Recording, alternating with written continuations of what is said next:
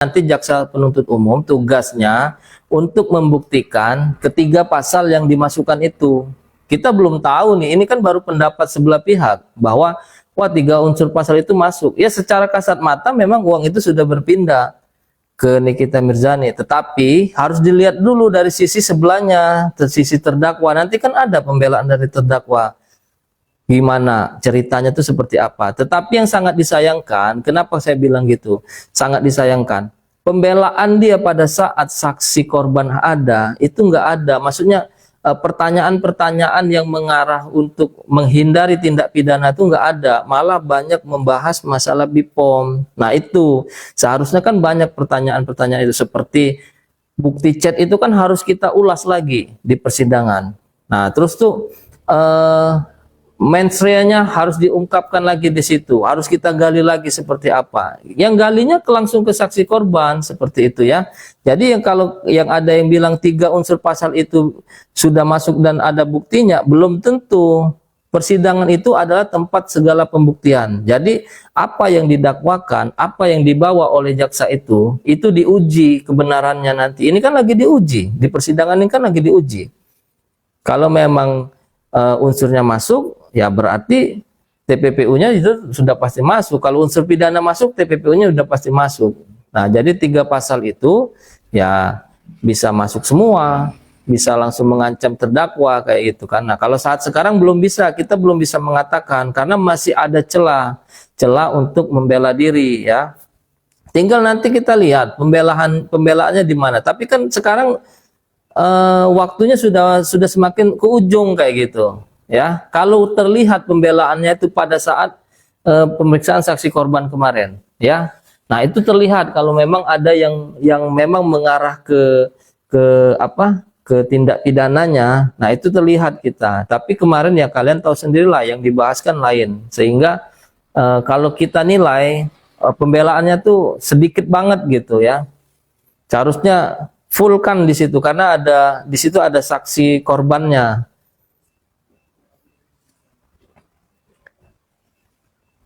Kan pasal 369 itu kan unsur-unsurnya kan apakah dengan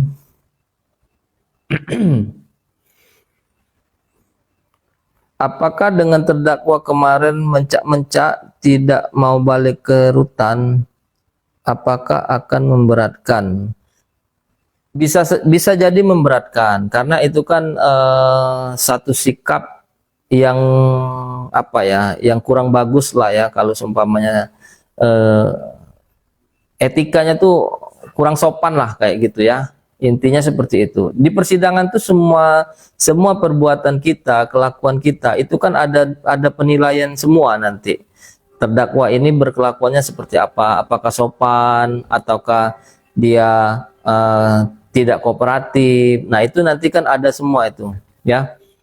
Tapi kalau yang kemarin itu kan kita lihatlah sebenarnya tidak harus terjadi yang seperti itu kalau memang ada nasihat dari penasihat hukumnya, ya kan di situ kan ada penasihat hukumnya. Kalaupun memang mau memperlihatkan bukti-bukti, bukan saat itu kayak gitu, karena itu bukan agenda dia.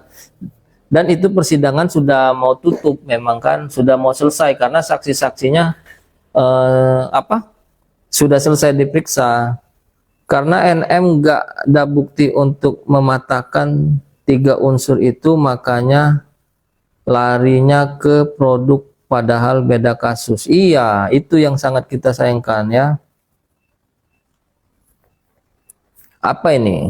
Woi, maaf. Tapi kan Niki kagak bersalah. Saya yakin Niki akan bebas secepatnya. Boleh kita punya keyakinan ya. Keyakinan seseorang tuh bebas boleh. Tetapi kan proses hukumnya ini kan lagi berjalan ya. Semua itu menunggu ya. Bukan dari sisi pendukung Niki aja atau sisi dari pendukung RG. Semua itu kan masih menunggu proses persidangan. Nggak bisa kita mempunyai pendapat bahwa woi secepatnya Niki.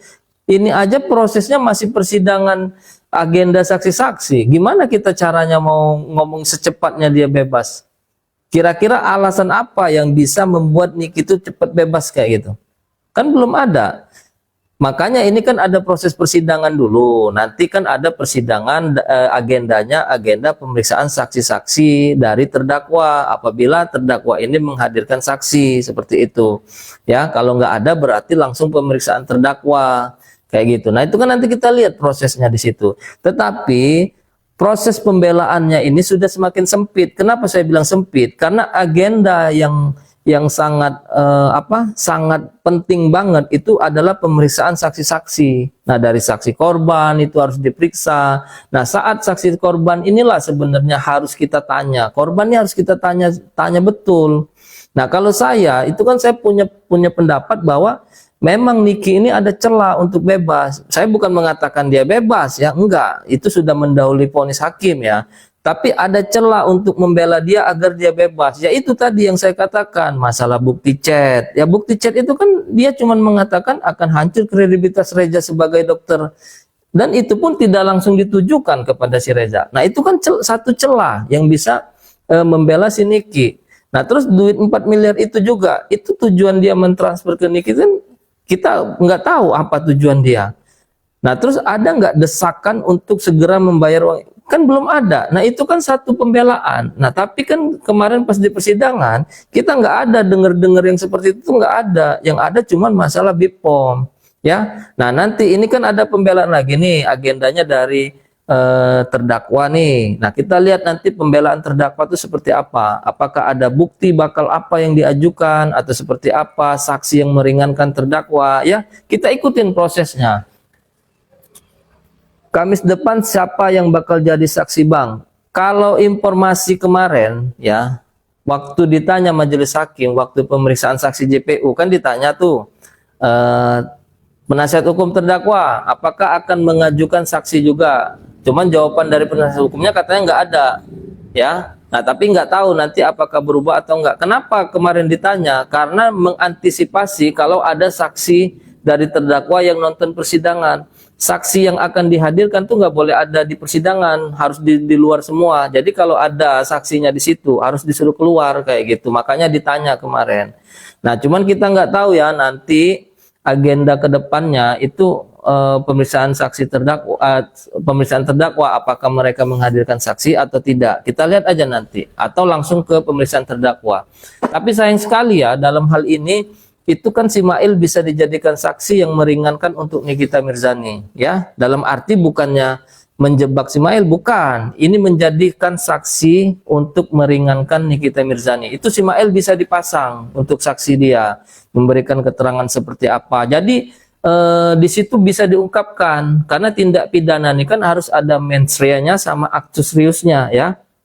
Nah mens reanya ini yang harus kita bongkar dulu, apakah ada niat dari Nikita Mirzani memang untuk melakukan pemerasan ini. Nah itu yang harus dibongkar ya.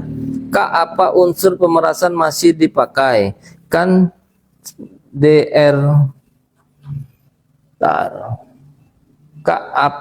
apa unsur pemerasan masih dipakai? Karena DRG sudah bantah itu kesepakatan. Nah, masalah kesepakatan ini kan sudah saya bahas ya kemarin, kesepakatan itu seperti apa ya. Itu ada saya bikin videonya ya. Unsur pemerasannya masih dipakai. Pemerasannya masih ya, ancamannya ini kan dakwaannya ini kan pasal pemerasan ya. Nah, kalau masalah kesepakatan itu kan kedua belah pihak tuh satu harus sepakat, kedua tidak boleh ada tekanan ya, intimidasi atau segala macam. Ketiga, hal apa yang disepakati, seperti apakah kamu akan saya kerjakan sebagai brand ambassador saya. Nah itu kan kesepakatan kerja ya, atau memakai jasa seorang pengacara. Nah itu kesepakatan ya. Nah keempat, satu sebab yang halal. Dalam arti satu sebab halal tuh tidak boleh merugikan salah satu pihak, seperti apabila kamu tidak menepati kesepakatan ini, maka kamu harus terjun ke sungai atau terjun ke laut. Nah itu nggak boleh seperti itu ya. Atau kamu harus meninggalkan kayak gitu. Nah itu nggak boleh, kesepakatan seperti itu nggak boleh ya. Jadi kesepakatan itu harus kedua belah pihak memang benar-benar tidak dalam intimidasi dan tidak dalam tekanan, seperti itu ya. Kak tanya, kalau masih sidang, Kak tanya, kalau masih sidang-sidang gini, emang wajib di sel kayak Kak NM ini ya Kak? Nah, ini pertanyaan-pertanyaannya yang bagus kayak gitu ya. Kalau sidang itu tetap, jadi terdakwa itu dia sebagai tahanan atau bukan. Kalau dia seumpamanya ditangguhkan penahanannya, dia bisa diproses, prosesnya dari luar kayak gitu. Maksudnya nggak perlu ditahan. Nah, tapi Nikita Mirzani ini kan ditahan dalam arti penyidik itu mempunyai keyakinan bahwa si tersangka ini akan melarikan diri. Kedua, tersangka ini bakal menghilangkan barang bukti. Tersangka ini akan mempengaruhi saksi-saksi. Tersangka ini akan mengulangi perbuatan pidana, perbuatannya lagi. Nah, seperti itu ya. Tapi dalam hal ini sebenarnya itu kan bisa diajukan penangguhan penahanan. Kenapa? Karena Niki ini satu orang yang sangat dikenal, ya. Dia punya KTP yang domisilinya di Indonesia. Maksudnya gini, di Indonesia tuh ya dia nggak akan keluar negeri gitu. Dia nggak akan pergi dari Indonesia. Nah, jadi hal-hal yang seperti itu sebenarnya bisa diajukan pada saat di proses tingkat 1 kemarin, di proses kepolisian kemarin. Nah, itu ajukan penangguhan penahanan agar terdakwa ini nggak ditahan kayak gitu ya. Memang kalau prosesnya seperti ini, jadi dia itu ada 3 tahapan penahanan, yaitu penahanan penyidik, penahanan jaksa, dan penahanan pengadilan. Nah, sekarang Niki ini kan dalam proses persidangan, berarti ini dalam masa tahanan jaksa mungkin ya, waktunya ya, kalau tidak salah dia tuh ada waktunya. Polisi itu 20-30, 20-40, 60, jaksa ini 50 hari, di pengadilan ini 90 hari. Jadi total seluruh tersangka atau terdakwa itu ditahan itu sekitar 200 hari ya. Jabar, kabarnya dari pihak bank dan PT Bumi Wisesa Bank. Jabar, kabarnya PT Bumi Wisesa Bank. Iya, nanti itu kan semua dibuktikan dana yang mengalir ke sana tuh ya.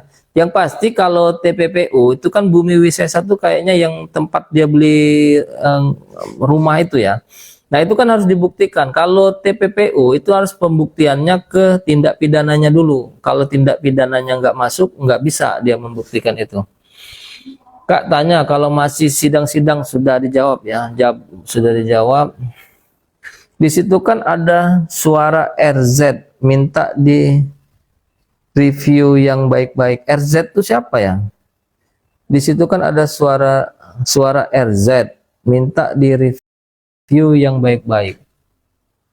Terkait produk ya, terkait produk itu boleh, siapapun mau nge-review nggak boleh. Itu nggak masuk unsur pidana. Jadi kalau semuanya kalian nih pengen nge-review apa nih? Ini satu produk nih seperti ini ya. Ini kalian review, itu boleh. Itu nggak masuk tindak pidana. Sebenarnya, wah produk ini ternyata plastiknya agak kurang bagus kayak itu, dan produk ini kalau kita makan ini berbahaya nih, bisa mati. Nah itu nggak apa-apa di review, itu nggak ada unsur pidananya. Yang ada unsur pidananya kita nge-review orang kayak gitu. Nah itu nggak boleh, nge-review orang tuh nggak boleh ya. Kalau nge-review orang itu kan berarti menyerang pribadi dia. Nah itu yang nggak boleh ya. Kalau produk boleh kalian review, produk apapun boleh. Untuk SS sebagai saksi dari pelapor, padahal nggak di lokasi, apa bisa sebagai bukti saksi? Nggak bisa, gugur kesaksiannya, karena SS itu nggak ada di lokasi. Makanya yang jadi pertanyaan saya, itu jaksa penuntut umum kok bisa menghadirkan SS ke persidangan itu sebagai saksi? Dia mendukung apa dari surat dakwaan dia? Coba, kan nggak ada korelasi dia di dalam perkara ini apa gitu.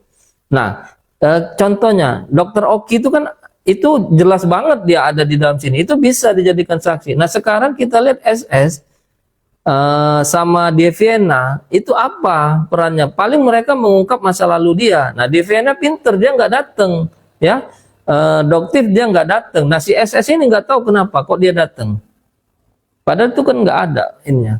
Bila terbukti bersalah tersangka, kira-kira vonis hukuman berapa tahun bang?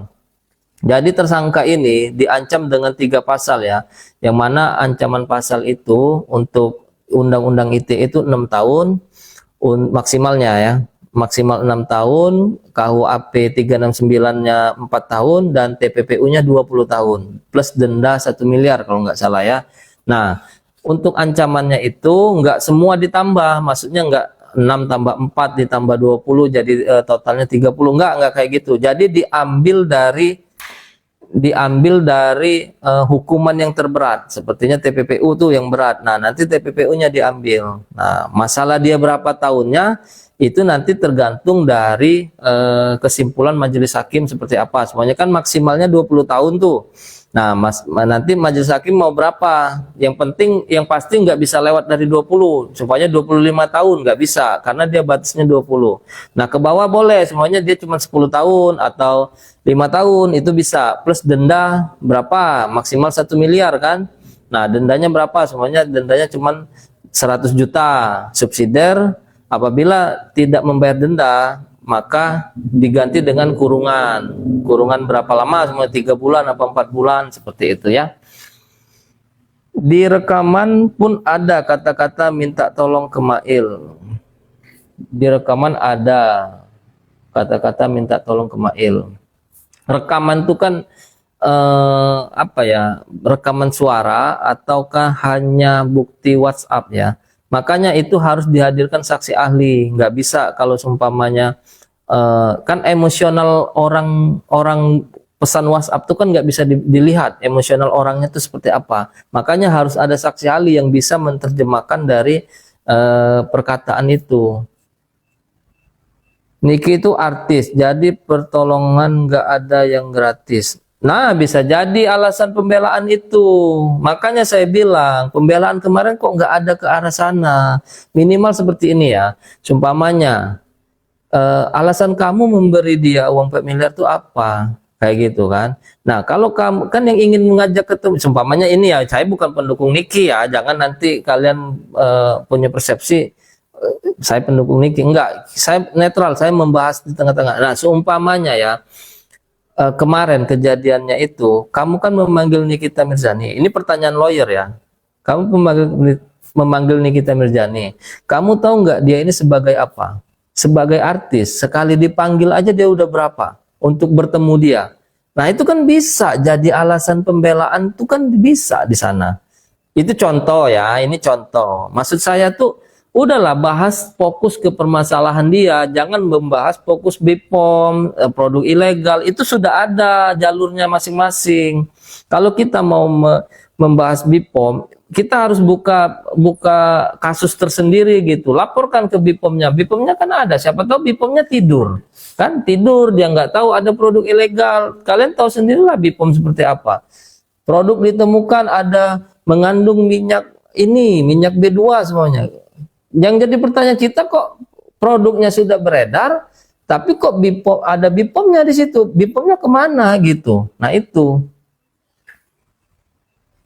Asma RG minta tolong tapi diperas. RG minta tolong tapi diperas. Iya, Niki kan artis, yang bayar itu pasti nggak ada yang gratis. Iya, pokoknya itu bisa jadi satu alasan. Contoh seperti itu ya, contoh. Kabar-kabarnya dari Bank dan PT Bumi Wisesa sebagai saksi minggu depan. Oh itu ya, berarti masih saksi ini ya, saksi dari jaksa penuntut umum berarti kalau seperti itu ya. Belum masuk agenda ini, belum masuk agenda pemeriksaan terdakwa berarti. Kalau PT Wisesa dan bank, nah itu ada di dalam sini dia untuk menjelaskan, menguatkan dakwaan dari jaksa penuntut umum. Nah itu bisa PT Wisesa, Bumi Wisesa yang menerima transfer itu ya, sama Bank Mandiri kalau nggak salah yang duit uang 1,4 itu masuk sana ya. Nah itu bisa. Nah itu agendanya ya. Oh berarti masih dari JPU minggu depan itu. Takkan korban yang mencari-cari pemerasan minta diperaskan, lucu.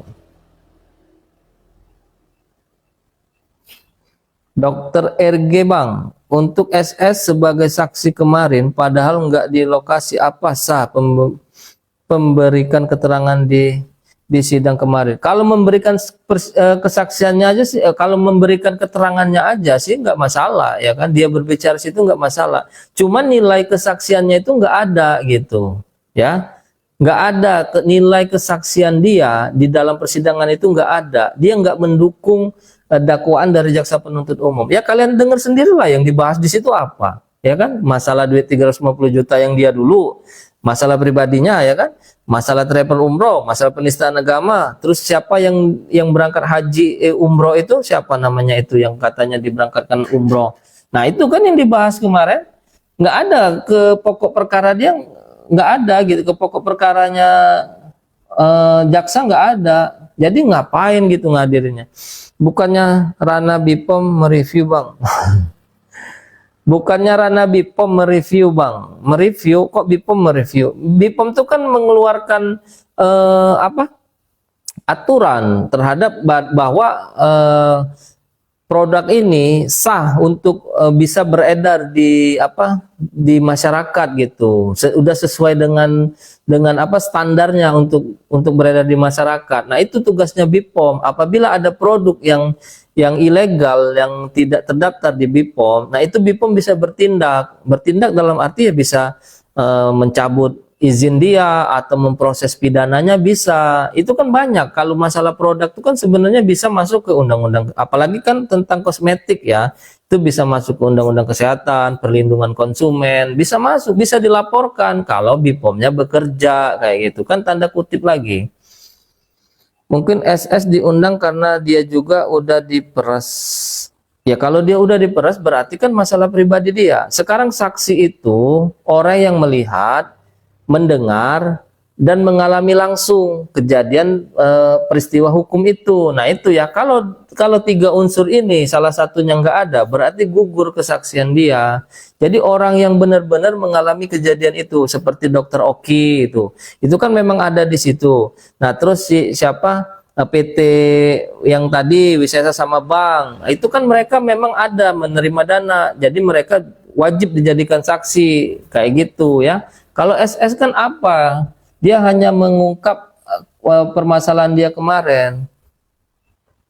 Keterangan SS menguntungkan Niki, iya bisa jadi karena tidak mendukung dari dakwaan jaksa penuntut umum seperti itu. Jadi saksi yang dihadirkan itu tidak ada memberatkan terdakwa, bisa menguntungkan, bisa nggak ada arti kayak gitu ya. Ya SS di BAP nggak ada juga, nggak ada dalam surat dakwaan juga nggak ada kan. Jadi makanya jadi pertanyaan tuh kok bisa jaksa penuntut umum menghadirkan saksi yang seperti itu gitu. Jadi kapan Mami Niki bisa bebas? Tergantung vonis ya. Nanti kalau vonisnya bebas dia bebas, tapi nanti kalau vonisnya dia dihukum ya dia harus menjalani hukuman. Makanya ini tergantung dari pembelaan di persidangan.